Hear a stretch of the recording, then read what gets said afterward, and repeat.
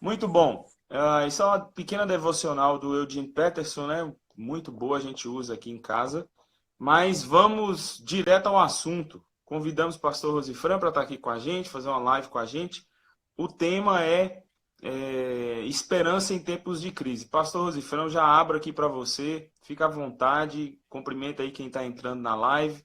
Eu não sei se você consegue ver quem está entrando aí, mas fica à vontade, irmão. Primeira palavra aí. Bom dia para todos aí. Dá para ver aqui algumas pessoas, né, que entraram, mas eu só posso ler o nome de dois. Mas bom dia para vocês todos, é um prazer estarmos juntos aqui e podermos falar um pouquinho, todos juntos na mesma situação, né? É, é bom a gente lembrar, primeiro, que é uma situação inusitada. Ninguém de nós, nenhum de nós, tem passado antes por uma situação de uma dimensão desse tamanho. E que ninguém estava preparado para isso, né? Mesmo eu que trabalho na área de segurança dos missionários, trabalho monitorando a situação do mundo, algumas ameaças de guerra, violência, terremoto, e tento, né, ajudar os missionários nos campos a se prepararem. A gente nunca viu nada nessa dimensão. Então, nenhum de nós estava, de fato, preparado para isso e vamos ter que aprender. Não tem jeito, temos que aprender. E é uma grande oportunidade para a gente aprender, para a gente poder sair dela, né, assim, mais fortalecido. A gente, uma crise desse tamanho, ela tem um potencial para os dois lados, tanto para o positivo quanto para o negativo. Depende muito de como nós lidamos com a situação, conosco mesmo, com as nossas emoções. Então, o pior ou o melhor de nós pode vir à tona, dependendo de como a gente lida. Alguns de vocês que têm feito aquele curso que eu dei, né, Santidade que Cura, não sei se vocês lembram, quem lembra, mas normalmente eu coloco que tem dois extremos para a reação quando a gente enfrenta problemas, quando a gente enfrenta a adversidade. E que o problema, normalmente, o mais difícil é que nós temos, dependendo do nosso temperamento, a gente tem uma tendência para ir para um extremo ou para o outro. Um dos extremos é a negação. É aquela pessoa que tem um temperamento mais introvertido, aliás, aquela pessoa que tem aquele temperamento mais de falar assim, não, não tem problema, isso não vai chegar aqui. É uma maneira de se defender. A pessoa não sabe lidar com o perigo iminente e uma maneira de tentar se defender é negar que a situação está existindo, né? Não, não vou, né? Para que isso? É exagero, não tem isso tudo, não é assim, e é um dos extremos.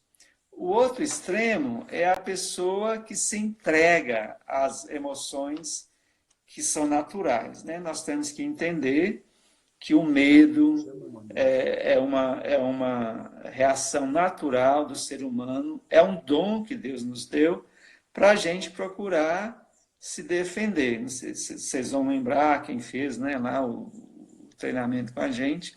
É uma maneira que Deus nos dá para a gente lidar com o perigo que está diante de nós. Então, a resposta do medo, da adrenalina, é uma maneira saudável, é um dom de Deus que Deus nos dá para a gente ou lutar ou a gente fugir, né?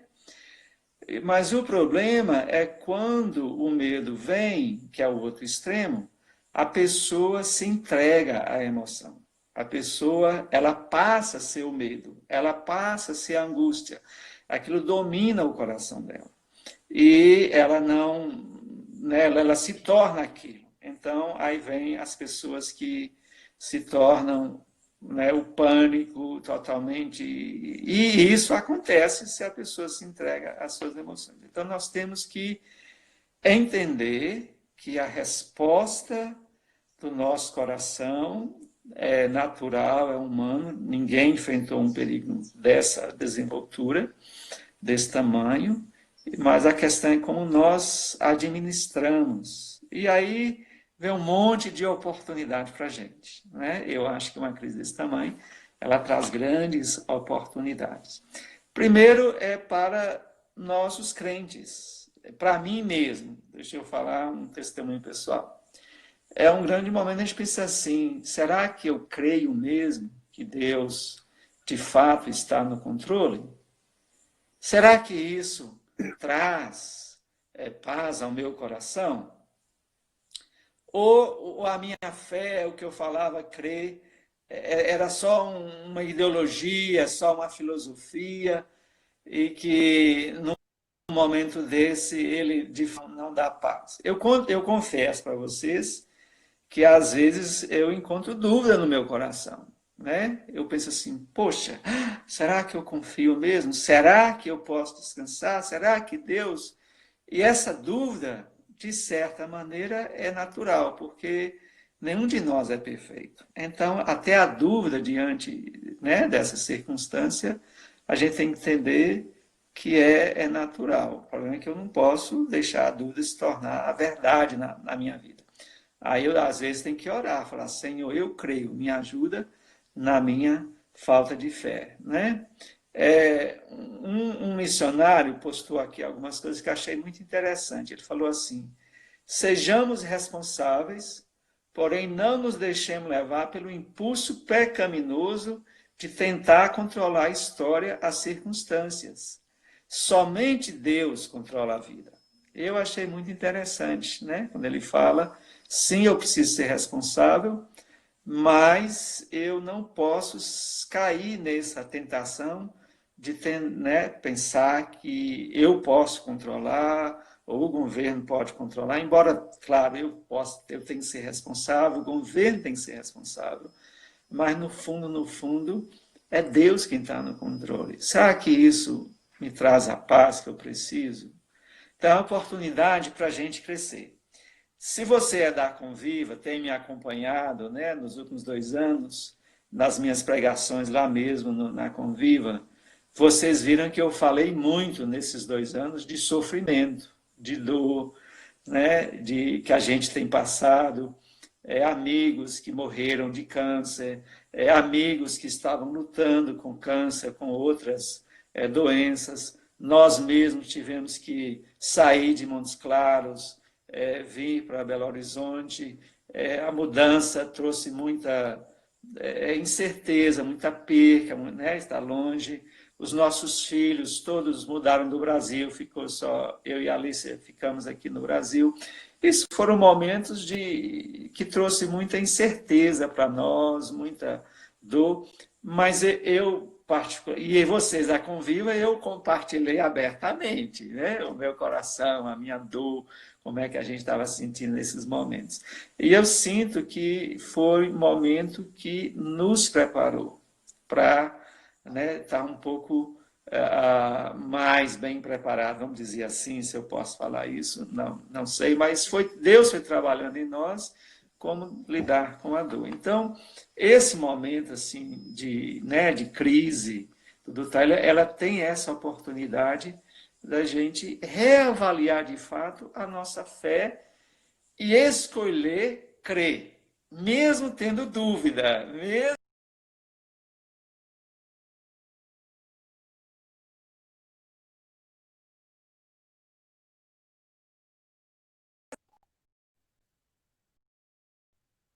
às vezes, nós temos medo de admitir para nós mesmos e para os outros a dúvida. Que a gente pensa assim, não, mas se eu admitir que eu estou com dúvida, que eu estou com medo de que aí Deus vai me rejeitar, porque aí de novo né? Por que a gente está valendo assim? Porque eu acho que Deus gosta de mim, porque eu acredito, porque eu sou bonzinho, porque eu sempre acerto, não porque Ele é gracioso e a graça de Deus que me sustenta e que faz com que Ele me aceite, com que Ele, né, me abençoe. Não é porque eu acerto sempre, não é porque eu sou o crente certinho, é porque é a graça de Deus que me torna aceitável diante dele. Então, Deus sabe e tem capacidade de lidar com todas as suas dúvidas e com todos os seus temores. Não tenha medo de expor para ele ou de expor, na realidade, também, além dele, se você precisa expor para outra pessoa da sua caminhada. Então, eu acho que para nós, como crentes, é uma grande oportunidade. Eu vejo para a igreja uma grande oportunidade evangelística. Por quê? Porque as pessoas que não têm tido essa caminhada com Deus, elas estão reavaliando também a sua filosofia de vidas, as suas explicações do mundo. Porque as explicações que eles tinham sem Deus, de repente se tornam ineficientes, ineficazes diante da situação. E as pessoas, elas estão reavaliando. Primeiro, elas começaram a perceber que aquilo que era prioridade, a carreira, o sucesso, o dinheiro, né, o status, tudo isso, perdeu valor, perdeu aquela prioridade número um. E elas, de repente, são confrontadas com a perspectiva de que a vida e talvez algo maior na vida tem que ter uma prioridade acima de tudo isso. Então, as pessoas que não estão mais podendo por serviço, que viram as suas circunstâncias, os homens, eu sinto muito, muito pelos os empresários que de repente, né, especialmente o pequeno empresário que está com o negócio fechado, como é que vai lidar com isso? A gente não sabe, né? Mas de repente as pessoas são confrontadas com essa pergunta ou com essa possibilidade. A minha explicação da vida não está sendo suficiente. Será que há uma outra explicação para a vida que possa me dar fé e esperança nesse momento? E aí eu acho que vem o Evangelho, né? O apóstolo Pedro mesmo, né, fala que a gente deve viver uma vida, e ele estava falando, se você olhar no Novo Testamento, Paulo, Pedro, sempre estão direcionando as suas cartas para pessoas que estão vivendo momentos muito dolorosos, muito difíceis, de perca de tudo, de perca dos bens, de perca da família, de ameaça para a vida. E Pedro então fala, né? As cartas de Pedro são muito boas nesse sentido, a gente relê, da questão da Ô, Ney, esperança. Ele fala que quando a gente vive, né, o evangelho na sua plenitude, aí as pessoas vão olhar para ela e falar: poxa, qual é a razão da esperança que há em você? Por que você não está tão desesperado igual os outros, né, com a ameaça desse tamanho? Que é uma grande oportunidade para a gente poder testemunhar do Evangelho. Então, tem essas duas grandes oportunidades. O crente crescer, avaliar, né, e poder crescer diante de Deus, e e uma grande oportunidade evangelística, porque aqueles que tinham tanta confidência, confiança e segurança, de repente perceberam que tudo isso não dá o que eles precisam numa hora dessa, né? Então, para nós é uma grande oportunidade. Seu muito bom. Fernando aí. Se a galera quiser deixar alguma pergunta aí, algum comentário, pode perguntar. A gente está aberto ainda na live. É, Fala com a Alice aí, Fran, para ela, se ela estiver usando a internet com algum outro aparelho, ela dá uma paradinha, se possível, para ver se sua internet aí melhora um pouquinho. Ah, tá joia. Deixa eu até. Nossa internet aqui não é das melhores, não. Tá, E mas eu às queria. vezes. Tá.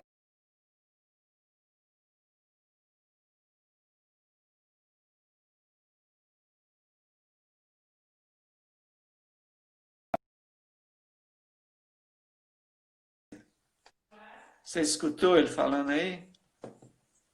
Bom, queria que você falasse um pouquinho para a gente aí, Fran, se possível, sobre prioridades, né? Nós começamos Só a um conversar um minutinho. pouco. Ele pediu para você talvez desligar o uso da internet dos outros aparelhos, porque está um pouco devagar.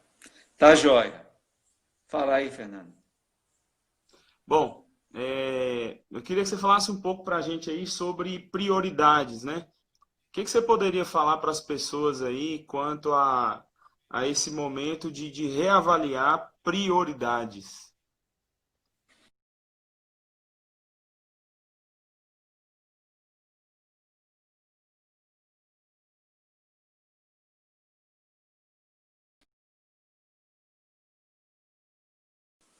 Oi, oi, eu acho que eu perdi um. Consegui te ouvir.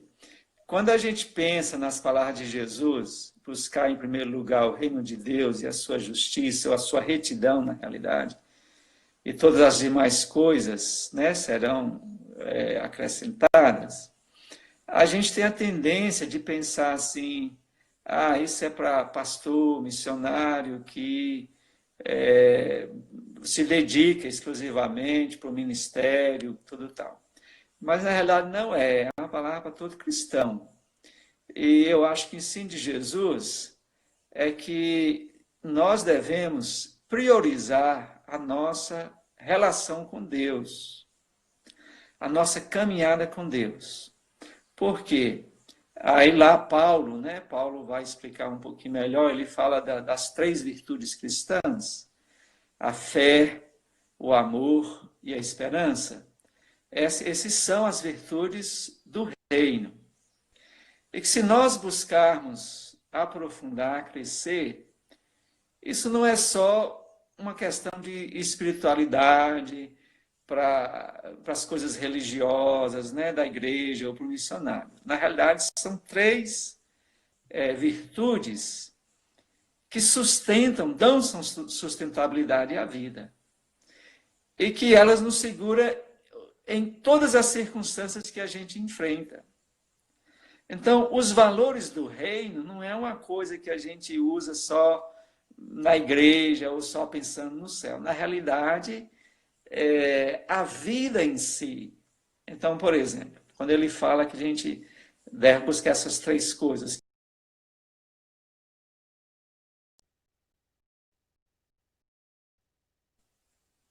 Eu acho que está falhando aí um pouquinho. Então, quais são... Eu gosto de das teorias da psicanálise que fala das necessidades básicas do ser humano, e uma delas fala que o ser humano tem 3 necessidades essenciais, né? Satisfação, segurança e significado na vida. Inclusive, se você, quem fez o curso de santidade que cura comigo, a gente trabalha um pouquinho essas 3 coisas. Satisfação, Então, segurança. segurança e significado, sentido na vida, né? Então, o que é que a gente... Por isso que a gente fala, a prioridade é buscar o reino. Então, o que é que a gente faz para responder a esses anseios? Então, por exemplo, a satisfação. O que é que o ser humano faz no sentido de responder a essa demanda no seu coração? Eu preciso sentir feliz, eu preciso sentir bem comigo mesmo, eu preciso sentir prazer na vida, eu preciso sentir que a minha vida é prazerosa e né, tem significado, estou bem comigo, estou bem com o outro. Então, normalmente, a gente lança mão, humanamente, a gente lança mão de quê? Dos prazeres, tudo aquilo que me dá prazer, que em si não são errados. Então, viajar, férias, ter dinheiro, passear, festa, aí entra, né, às vezes, os exageros, os vícios, especialmente a área da sexualidade, porque são áreas que dão muito prazer, nos faz sentir bem, traz satisfação. Só que a gente sabe que quando o ser humano se entrega a qualquer uma dessas coisas, ela dá um prazer, um retorno de prazer temporário, mas a longo prazo ela não dá, de fato, sustentabilidade. Então, assim, vamos dizer, por exemplo, a família, o casamento, é muito joia, sim, é Deus que criou, deve nos dar uma sensação de satisfação, de prazer de estar junto.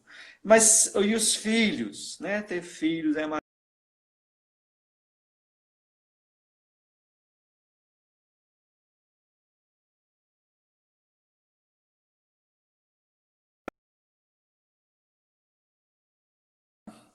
se eu faço da esposa e dos filhos aquilo que de fato traz essa satisfação, esse senso, né, de que eu estou bem com o mundo, pode criar dificuldade nas relações, né, porque o filho é o que sustenta a minha vida. Então, se o filho começa a comportar da maneira que eu não aceito, ou se há uma ameaça de morte para o filho, isso vai trazer um trauma muito grande na minha vida.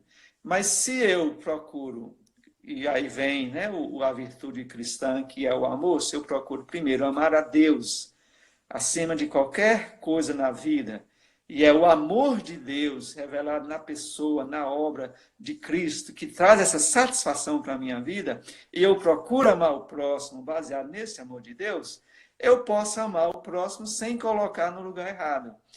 E quando há uma ameaça da perca, né, do amor, do filho, da esposa, isso não é uma devastação completa na minha vida, porque ele está no lugar certo, né? É buscar o reino, o valor do reino, as outras coisas vão ser nos dadas. Mas a pessoa, por exemplo, e a gente sabe quando a pessoa faz de alguma coisa que dá grande satisfação, igual alguma droga, por exemplo, que dá um retorno de satisfação, ou o próprio sexo, que é dado por Deus também, e ele se torna a fonte da minha satisfação, aí pode também ter os vícios que escravizam e que destrói a pessoa a longo prazo. Mas quando eu procuro o reino, coloque a prioridade lá, o amor de Deus, eu entendo esse amor que me dá satisfação de fato, e não há nada que possa ameaçar o amor de Deus, porque o amor de nem eu mesmo, nem a minha incredulidade, nem as minhas dúvidas ameaçam o amor de Deus, porque ele é gracioso, e eu sei disso por causa do sacrifício do seu filho na cruz. Essas outras coisas, né, esses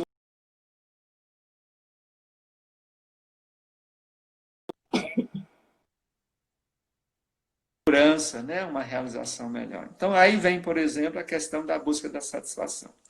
Aí vem a segunda virtude, ou a segunda necessidade. Todos nós temos a necessidade de segurança. O que é que a gente faz humanamente? Dinheiro, poder, status, né, tentar estar no controle da vida, das circunstâncias. Só que, de fato, ninguém está. Nenhum dinheiro pode garantir, pode ajudar às vezes, mas pode garantir que vai resolver todos os problemas da vida.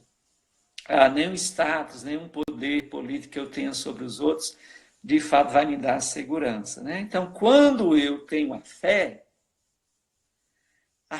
em Deus, eu conheço o caráter de Deus, eu conheço quem Deus é, a que ponto Deus está disposto de ir por mim, ao ponto de mandar seu filho passar o que passou, sofrer o que sofreu, tomar sobre ele a dor de toda a humanidade, a consequência do pecado. Poxa, se Deus, aí Paulo fala em Romanos, se Deus é por nós, e ele já demonstrou que é, quem vai ser contra nós? Quem vai nos separar? Ninguém, nada.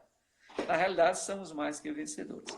Então, quando eu vou exercitando a fé, aí eu vou tendo essa segurança, né? Que o poder, que o dinheiro, tudo tal, não dá. Então, se eu priorizo essa caminhada de fé, numa situação igual essa, por exemplo, sim, eu tenho medo, né? Que meu filho morra, que minha mãe morra, que minha esposa morra, mas ele não é um medo que me destrói. Por quê? Porque eu tenho a segurança, quer na vida, quer na morte, Deus está comigo. E Deus já provou que Ele está comigo, porque Ele já, né, demonstrou quanto Ele está disposto a ir por amor a mim.